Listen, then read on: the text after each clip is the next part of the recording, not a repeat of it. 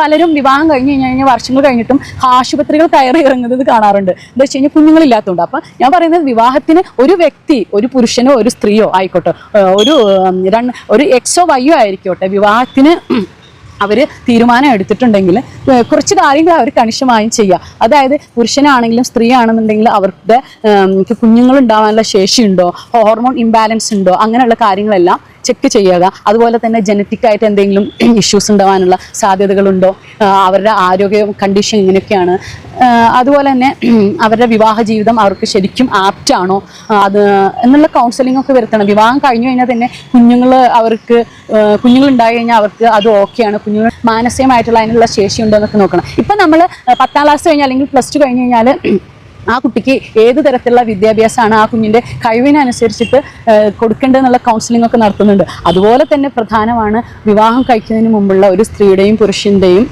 മാനസികാവസ്ഥയും ശാരീരികാവസ്ഥയും കുറിച്ച് മനസ്സിലാക്കുക എന്ന് പറയുകയും അതുപോലെ തന്നെ ഒരു കൗൺസിലിംഗ് സെൻ്ററിൽ പോയിട്ട് അതിനെക്കുറിച്ചിട്ട് ചെക്ക് ചെയ്യുക എന്ന് പറയുന്നതല്ല.